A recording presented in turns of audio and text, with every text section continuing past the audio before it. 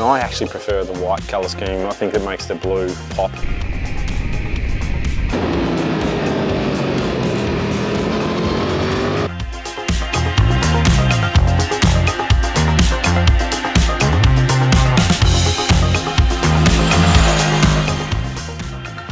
G'day folks, we've got another bike launch. This time it's in Queensland's beautiful Sunshine Coast. We took Suzuki's brand new 776cc parallel twin street bike, which shares its engine and chassis with the new V-Strom 800. It packs 83 horsepower and 79 newton meters of torque, more torque just above idle than the outgoing 650 had at peak. It has a proper 270-degree crank and firing order for that quintessential twin sound.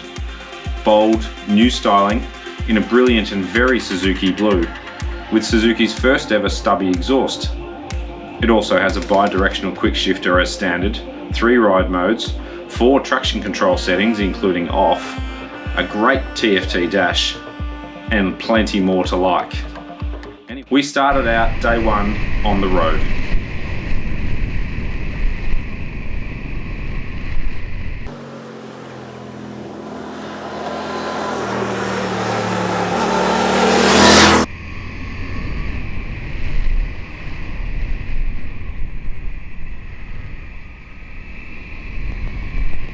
Oh, how good is this?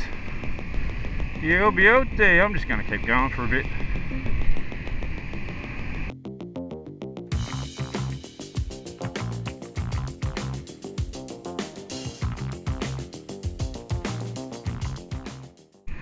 Oh, that felt nice. Very nice, as a matter of fact. Nice little thing. Engine behaves nicely, good fueling, good power. More up top than you think, but nice down low.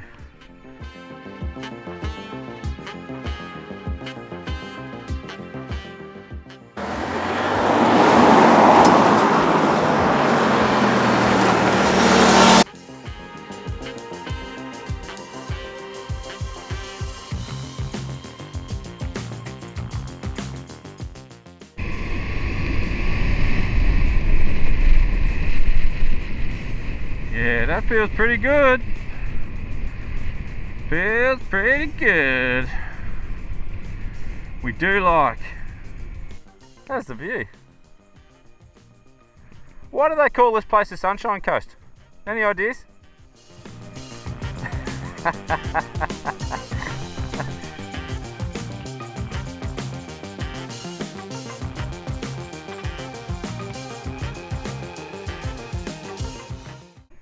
Alright, here we are after lunch. We've just had a sausage roll and a bit of chocolate milk, and now we are going to go for a trundle through the hills, through the twisty roads. So far so good. And we are go. While we're on our way out to the twisty bits, a little bit of an update on the Foresight helmet that is recording this video. I'm really liking it. When I first got it, it wasn't super duper comfortable, but after, I reckon, what I've probably done about, I don't know, a few thousand Ks in it now, and it's really sort of started to bed into my melon shape. As you can probably tell by the video, good quality video, not quite up there with GoPro, that's to be expected. Audio wise, I find that for what I personally want, I probably don't get as much background and exhaust note noise as I would like, and that's because there's a trade-off there, because obviously this thing can take phone calls and you want to be able to, you know, the other person on the other end of the line to hear you really quite well. So, you know, they do a good job of actually drowning out that background noise. They're doing that deliberately. But yeah, I really like it. Super convenient having the camera in the lid, especially because, you know, you can get to some racetracks and they won't allow you to run a GoPro, but they're not going to stop you when it's integrated into your helmet. You can take your own footage. It's a nice thing.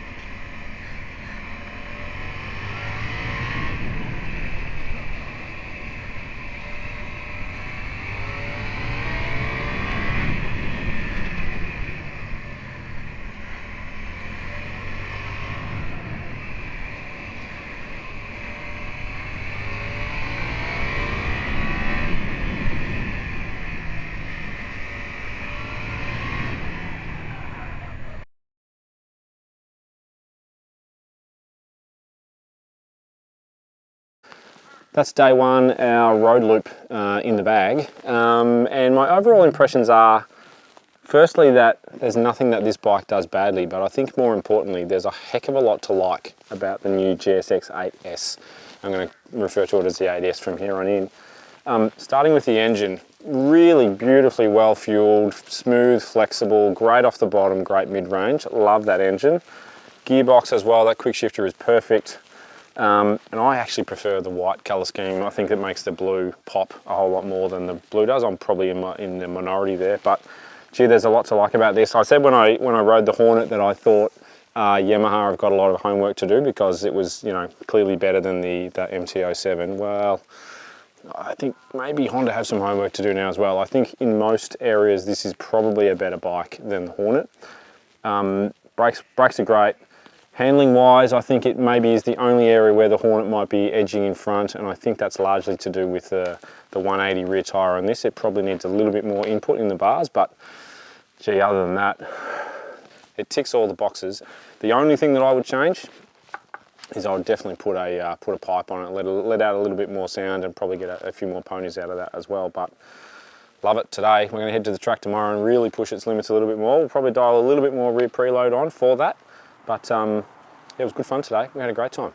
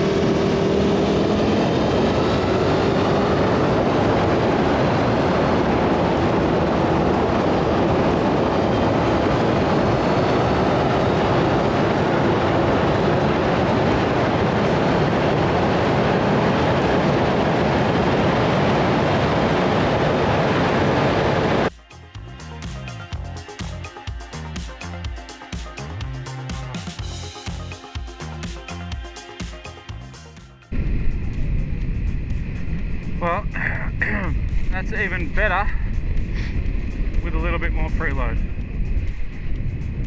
Even better. Yeah, that's good. That is good fun. Finally got brave enough to hold the throttle on through that first kink. Not sure what I was seeing through there, 180. But a little bit of extra preload I think was actually better. Just stabilised the bike a little bit more. Because it is a bumpy track. I reckon the change of direction was a little bit easier too. So that probably would have translated to a better handling thing on the road too. I thought it was pretty good yesterday on the road, but now that we've put a little bit more preload on, I probably would leave it that way. It's planted. That's a nice way to describe it. Just planted. Well, that's a wrap. Day 2 of riding on the launch of the new 8S from Suzuki, and I got to tell you, I'm sold. There's really not a thing that this bike does poorly. It does everything really well. Great engine, more than enough power to have fun both on the road and on the track. There's always a bit of a risk that when you get a bike on the road that handles really well, that it's kind of going to be shown up when you get to the track, but not so the case here. I was pretty happy with the suspension yesterday when we were on the road. We did add 2 more clicks of preload on the back, and I think it's actually better for it. I'd probably leave it that way for on the road. Just turns in a little bit better, doesn't make it any harsher, more bumpy or anything, because it's all it's doing is changing your angle of attack. Brakes are good. That quick shifter is awesome, especially when it's bedded in. Really great value for 14 and a bit grand.